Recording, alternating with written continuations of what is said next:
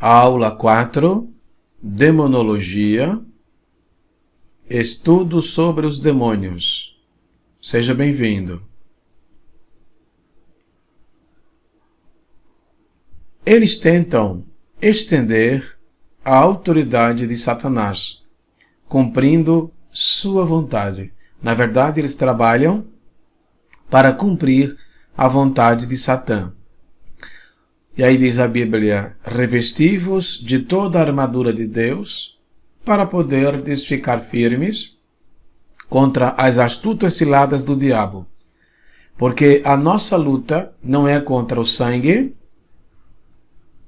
não é contra a carne, e sim contra os principados e potestades, contra os dominadores deste mundo tenebroso, contra as forças espirituais do mal nas regiões celestes. Então veja, é isso que eles são, né? Forças espirituais do mal. Podem ser usados por Deus na realização de seus propósitos. Tendo-se retirado de Saul o Espírito do Senhor, da parte deste, um espírito maligno o atormentava. Veja, quando diz a Bíblia que um espírito mau atormentava Saul da parte do Senhor, um espírito mau da parte do Senhor, não significa, irmãos, que Deus tenha consigo espíritos maus. Não. O texto quer dizer o seguinte, que um espírito mau permitido pelo Senhor, ok? Não da parte de Deus propriamente dito, tá? Não que Deus tenha espíritos maus consigo. Não, Deus não tem isso. A santidade de Deus não aceita esse tipo de coisa. Ok? Portanto, melhor traduzido, permitido pelo Senhor. E para que não me exoberbecesse com a grandeza das revelações, foi-me dado um espírito na carne. Foi imposto um espírito na carne. Aqui é Paulo, mensageiro de Satanás, para me esbofetear, a fim de que não me exalte. Né? Sobre o espinho na carne de Paulo, há muitas especulações, né? Muitas respostas de muitos líderes, muitos professores e assim por diante. Nós respeitamos as respostas de cada um deles. Nós temos a nossa. Eu entendo o seguinte, que esse espinho na carne ali seria um demônio, um príncipe de Satanás, estaria ali junto de Paulo, permitido pelo Senhor. Veja, permitido pelo Senhor. E o próprio texto diz, a fim de que ele não se exaltasse. Nós temos que entender, irmãos, que o ministério de Paulo era muito profundo. Não era um ministério semelhante ao nosso, propriamente dito. Era diferente.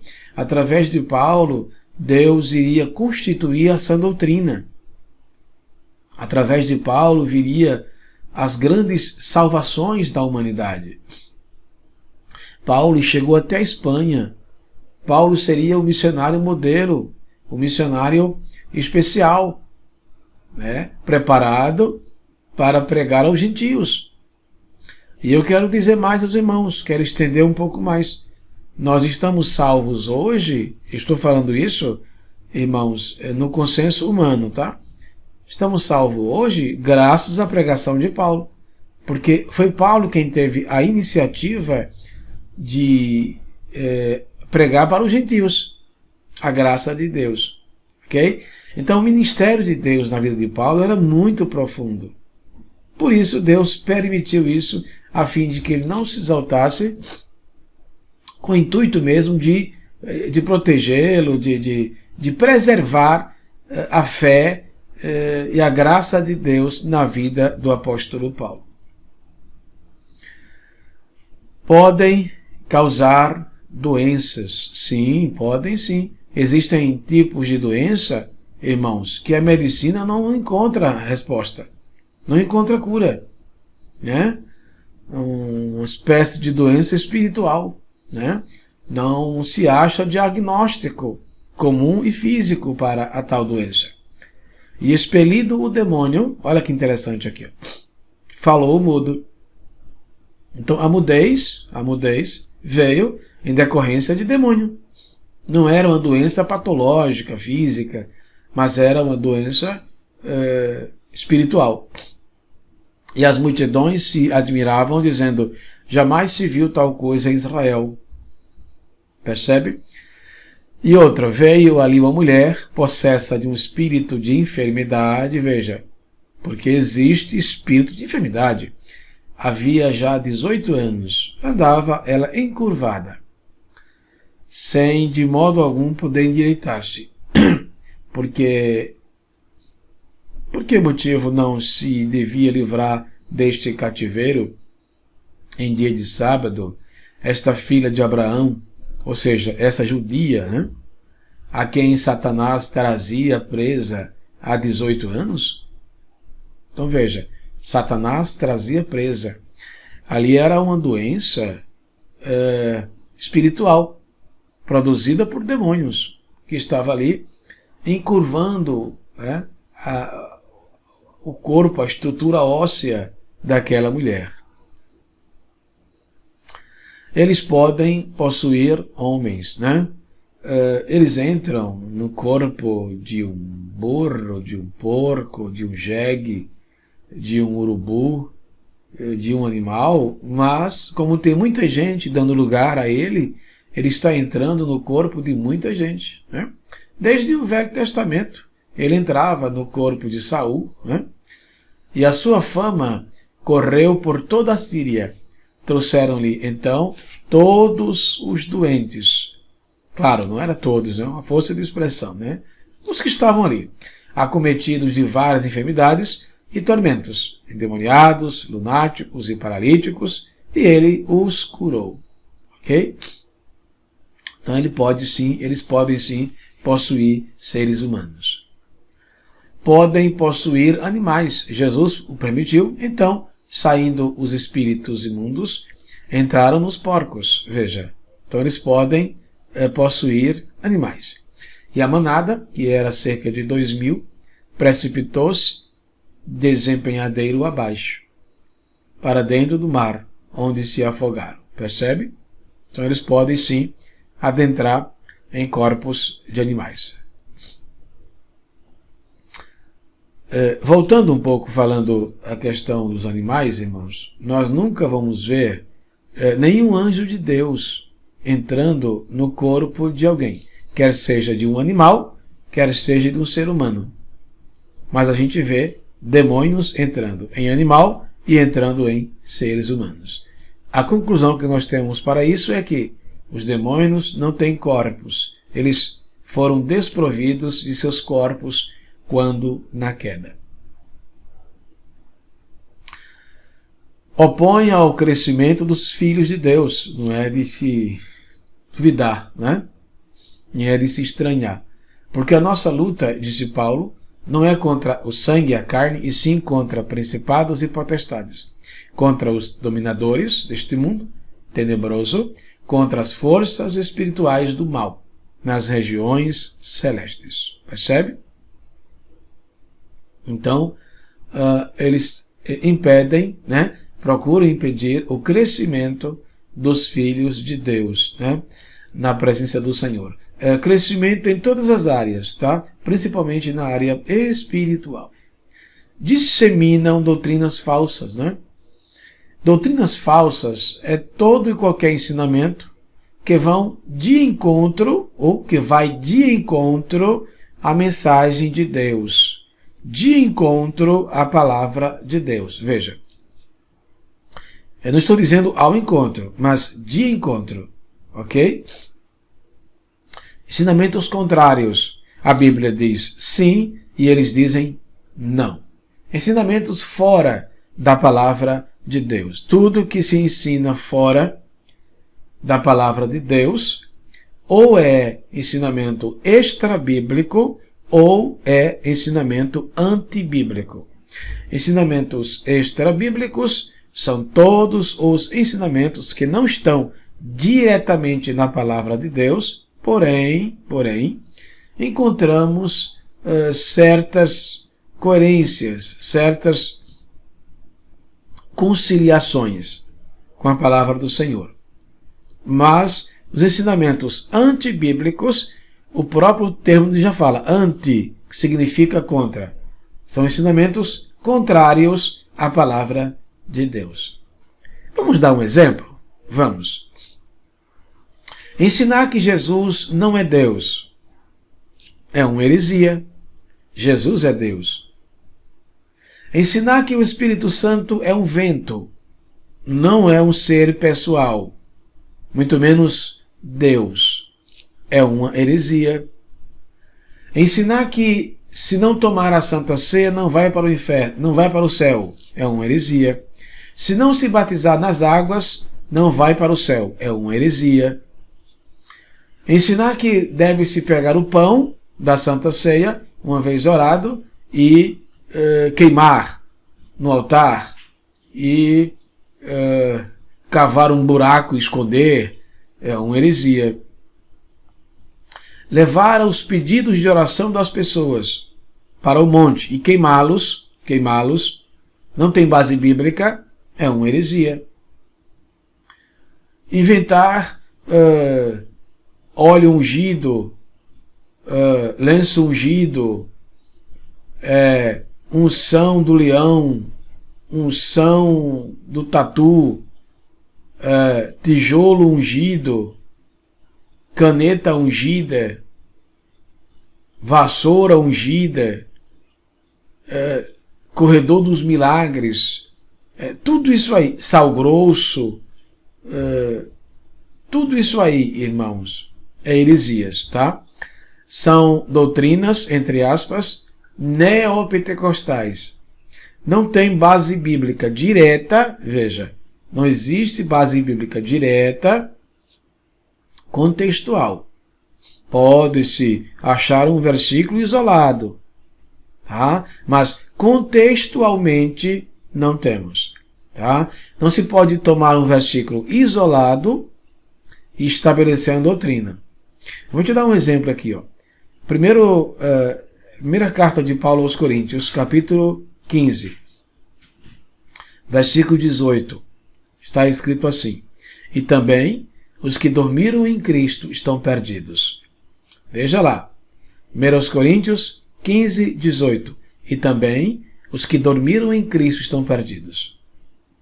A seita Testemunha de Jeová pega esse texto, querendo alegar que quem está em Jesus, quem dorme, ou seja, quem morre, quem dorme na esperança de Cristo, estão todos perdidos e confinados ao inferno, por causa desse texto.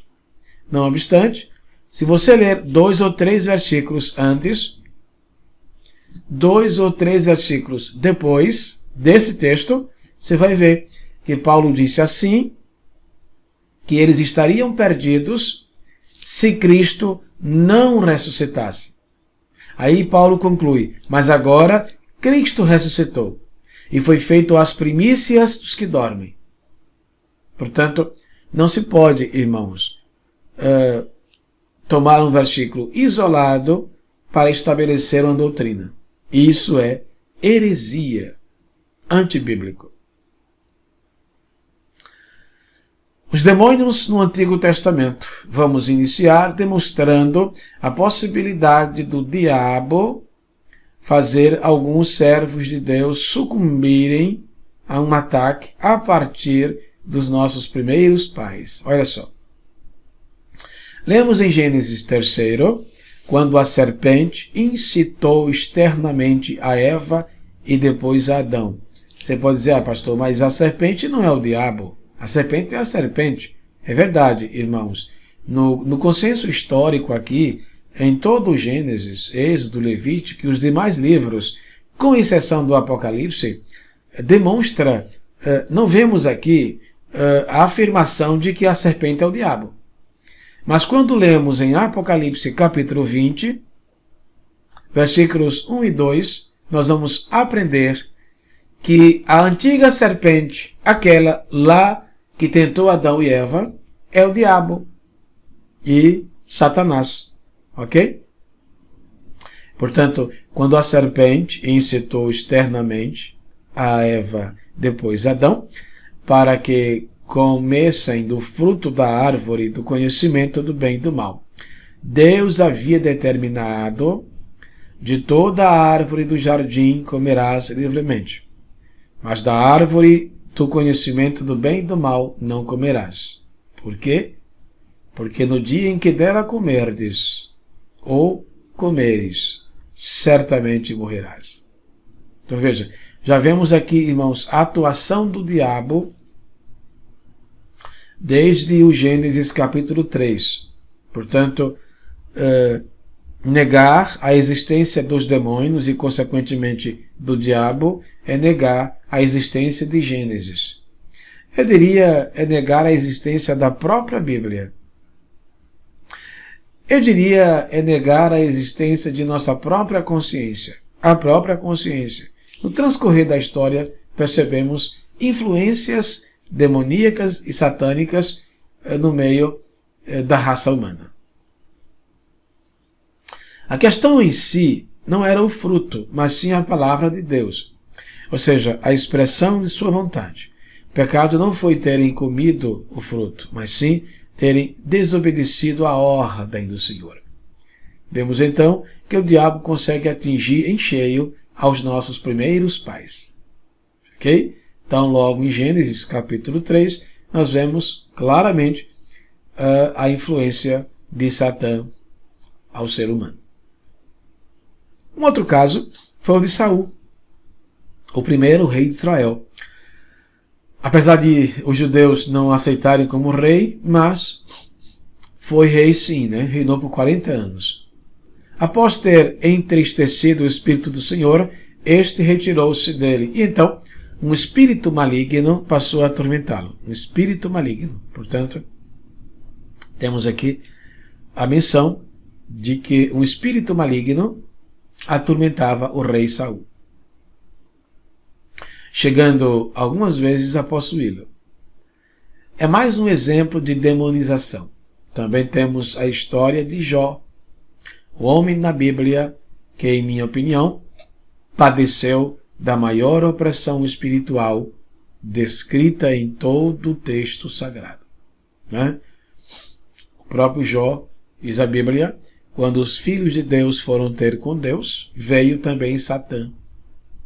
Portanto, temos aqui um exemplo claro da existência e da influência de Satanás e de seus demônios.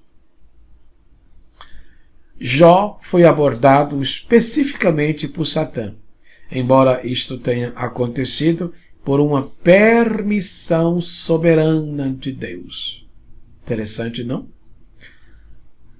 Ele foi tocado em seu corpo, na sua família, nos seus bens, ou seja, em tudo quanto possuía. Satanás tocou inicialmente na sua riqueza, depois na sua família, digo, nos seus filhos, e também na sua própria carne. E ele foi acometido de uma chaga maligna. Podemos dizer de ranceníase. Ranceníase. Há outras passagens no Antigo Testamento onde percebemos outras alusões à opressão espiritual. O salmista pede ao Senhor que lançasse luz em suas trevas.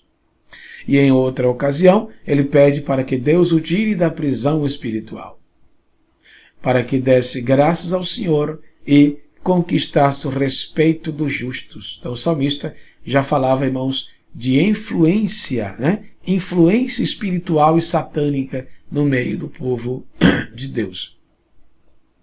Em último lugar, temos também uma passagem de Zacarias 3, onde vemos Satanás opor-se ao sumo sacerdote Josué. Não era o Josué da época de Moisés, irmãos. Era um sumo sacerdote. E a Bíblia fala que Satã opôs-se ao sumo sacerdote. Qual foi o pecado dos demônios? Quando falamos na origem dos demônios, sempre surge uma pergunta. Qual foi o pecado que fez anjos bons se tornarem maus? a Bíblia não revela especificamente qual foi o pecado desses anjos. Não de forma específica e detalhada. Inclusive, há uma discussão entre os estudiosos sobre quando teria ocorrido este pecado. Digo, a rebelião, né? Vamos usar esse termo. Alguns intérpretes dos primeiros séculos do cristianismo tentaram separar o pecado de Satã com o pecado dos demônios. O objetivo desses intérpretes era relacionar o motivo do pecado dos demônios com os eventos registrados em Gênesis 6, supondo então que eles se envolveram com mulheres. Ou seja, o objetivo desses homens era dizer o seguinte: o pecado de Satã foi a rebelião, porém, o pecado dos demônios foi o fato deles descerem à terra e terem relação sexual com as mulheres da terra. E aí, mediante esse tipo de relação, eles tornaram-se demônios. Se essa interpretação estivesse correta, então teria havido duas rebeliões no mundo angélico. A primeira envolvendo Satã, só depois envolvendo os demais anjos que caíram. Mas essa interpretação não encontra apoio bíblico e tem sido cada vez mais rejeitada. Então veja bem, irmãos, rejeitada, né? Aqui faltou a sílaba da. Rejeitada.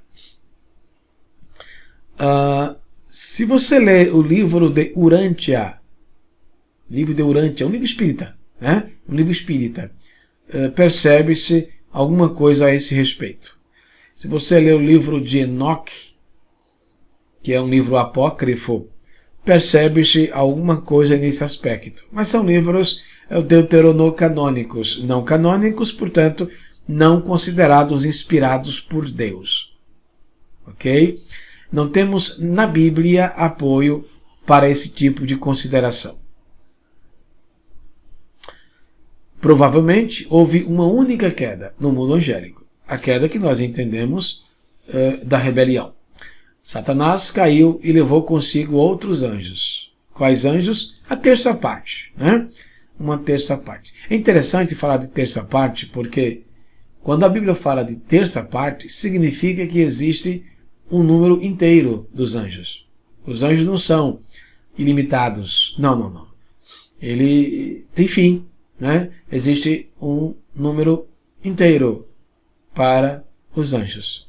Satanás, tudo indica, ele levou uma terça parte, mas que existe 2/3 que estão com o Senhor.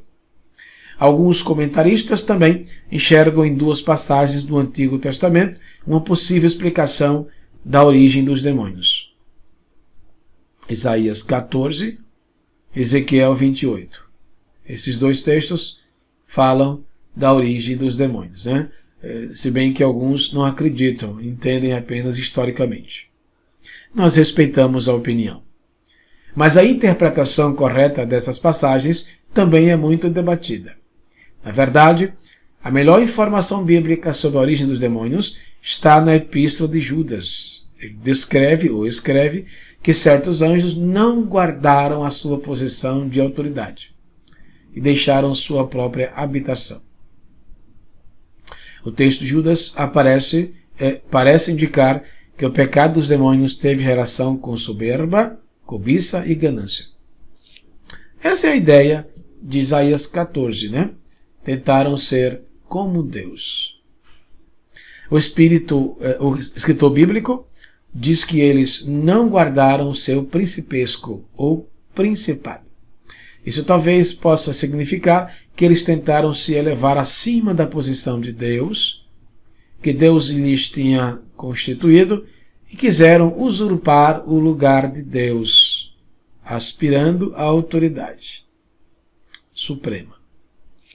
Seja como for, pelo menos o apóstolo Paulo diz que o pecado do líder dos demônios foi o orgulho ambicioso. Olha aqui.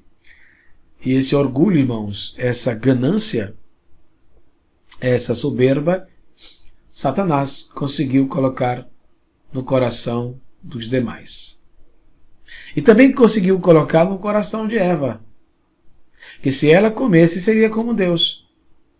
E Eva conseguiu colocar no coração de Adão, e Adão e Eva pecaram, e por isso todos pecaram, e distanciados estão da glória de Deus.